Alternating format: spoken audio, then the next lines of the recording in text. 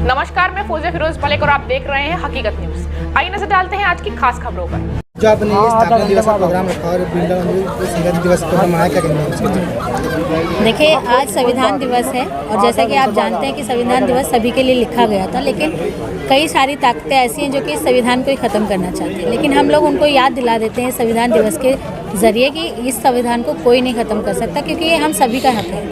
और आज पार्टी का स्थापना दिवस भी है, तो उसके लिए मैं सभी को शुभकामनाएं भी देना चाहती हूँ कि पार्टी को 9 साल हुए और 9 साल में उन्होंने इतना अच्छा काम करके दिखाया है जो कि 70 साल में कांग्रेस न बीजेपी करके दिखाई और आम आदमी पार्टी ने सिर्फ 9 साल में करके दिखाया है। और क्या कहना चाहेंगे मैडम पार्टी की उपलब्धियों को 9 साल में? देखिए, अगर आम आदमी पार्टी की हम बात करें तो सिर्फ आम आदमी पार्टी का एक ही एम है कि हम लोग जो चीज़ें मंत्रियों को मिलती हैं, जो चीज़ें गृह मंत्रियों को मिलती है और जो चीज़ें मुख्यमंत्री को मिलती है, वही सारी सुविधाएं हम लोग आम जनता तक पहुंचाएं। आम आदमी पार्टी ने बहुत सारे काम ऐसे किए हैं, जैसे कि आप देख लीजिए सुंदर नगरी की अगर बात करें, हम लोग सुंदर नगरी की ये पार्टी सुंदर नगरी से उभरी थी। तो सुंदर नगरी में महिलाओं को उन्होंने, जब अरविंद जी ने यहाँ रहकर देखा कि वो लोग जाती हैं अपने घर का परिवार पालने के लिए काम पर, तो उनका जितनी उनकी सैलरी नहीं उतना उनका किराया हो जाता था। उन्होंने बस फ्री की उनके लिए, उन्होंने राशन उनके लिए भिजवाया और अभी तक आप देखिए 6 महीने का राशन और बढ़वा दिया इस कोरोना महामारी की वजह से। आज आपके इस प्रोग्राम में मैडम वार्ड की जनता ने आपको भरपूर समर्थन दिया है, जनता को यही कहूँगी कि उनके प्यार की वजह से मैं यहाँ तक हूँ, उनके सम्मान की वजह से मैं यहाँ तक हूँ और मेरा मान सम्मान उनके हाथ में, उनका मान सम्मान मैं हमेशा करती रहूँगी। मैडम एक बात बताइए, जैसे कि जो विपक्ष जो शराब नीति को लेकर विरोध प्रदर्शन कर रहा है ठेकों को लेकर, तो उसके बारे में कितना सच और कितना झूठ है?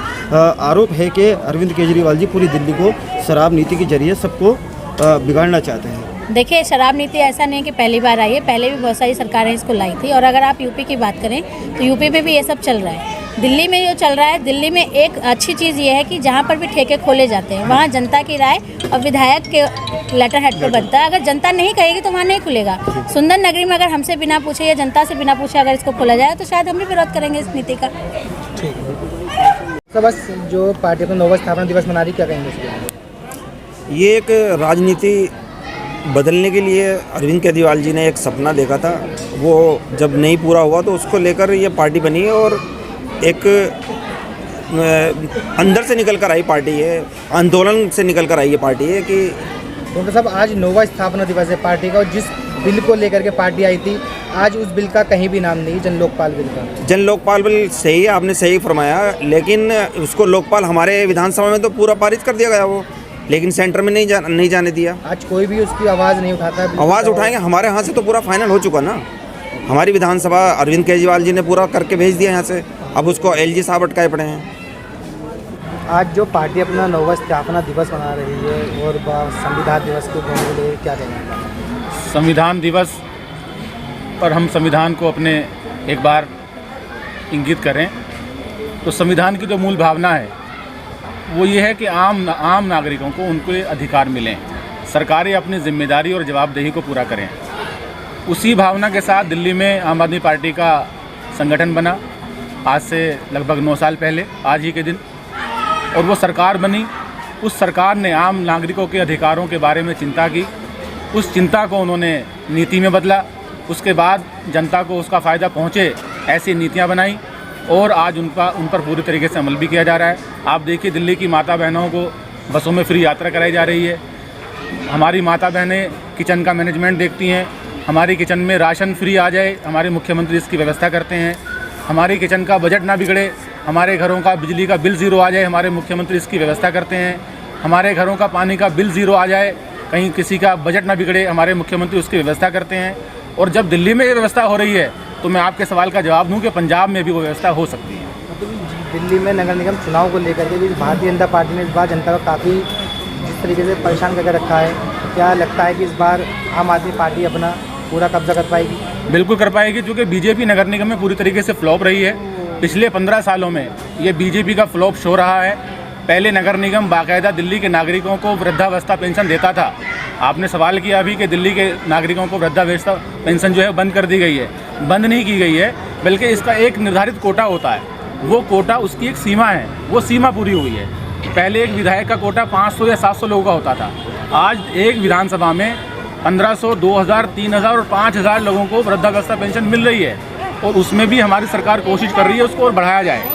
ये नगर निगम की लापरवाही और उसका गैर जिम्मेदाराना रवैया है कि उन्होंने दिल्ली के नागरिकों की वृद्धावस्था पेंशन को बंद किया है, जिसकी वजह से सरकार पर पूरा बर्डन आके पड़ गया। हमारी पार्टी की जो स्थापना हुई थी उसका मकसद ये था कि जो संविधान हमारा बना और आज़ादी के बाद संविधान बना इस उम्मीद से कि हमें सारे हक मिल जाएं, जनता को हर एक राइट मिल जाए। जनता को राइट नाम के लिए दिए गए, वोट तो हमने डाल दिया, प्रतिनिधि तो अपना चुन लिया, लेकिन वो प्रतिनिधि जनता के लिए काम नहीं कर रहे थे। अगर वो प्रतिनिधि जनता के लिए काम करते, अगर कांग्रेस वाले, बीजेपी वाले और जितनी भी पार्टियां हैं, अगर वो संविधान के हिसाब से काम करती तो आम आदमी पार्टी बनाने की जरूरत नहीं थी। आज भी अरविंद केजरीवाल पहला देश का नेता है जो ये कहते हैं कि अगर ये अपने कामों पर आ गए। अभी पंजाब में थी ना, वो कह रहे थे कि हमने स्कूल बनाए, तो उन्होंने कहा अगर वो स्कूल बनाते तो मैं खड़े होकर कहता कि हमें वहाँ इलेक्शन लड़ने की जरूरत नहीं है, क्योंकि अब वो सारे काम कर रहे हैं। शाहनवाज जी, जैसे कि आपने पंजाब को बताया, पंजाब में जैसे कि केजरीवाल सरकार ने महिला को 1000 रुपये देने का ऐलान किया था। अभी बीजेपी महिला मोर्चा ने सीएम हाउस का घेराव करा था पेंशन को लेकर, 1000 रुपये को लेकर के, क्योंकि यहाँ वृद्धा पेंशन नहीं बंद है।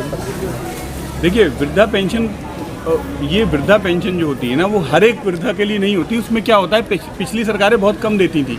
हमने एक क्या काम किया, पहले तो उनकी पेंशन को बढ़ाया, 1500 1000 रुपये मिलते थे, उसको 2000 2500 किया।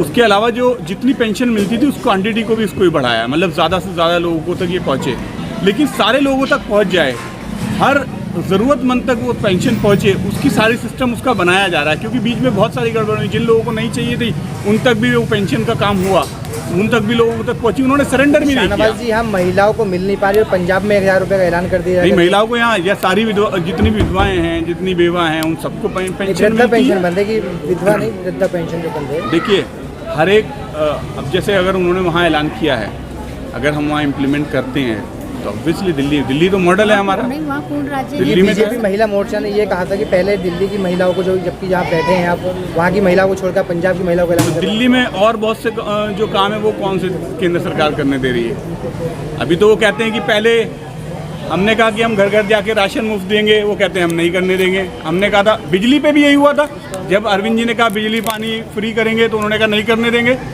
लड़े, जब जाके मिले अधिकार, वहाँ तो हमारी पूर्ण सरकार होगी ना, वहाँ कोई एलजी से पूछ के थोड़ी वहाँ हम कोई घोषणा करेंगे। यहाँ सारी घोषणाएं ये सब सोच समझ के करनी पड़ती हैं कि उन घोषणाओं को एलजी अप्रूवल दे भी देंगे या नहीं।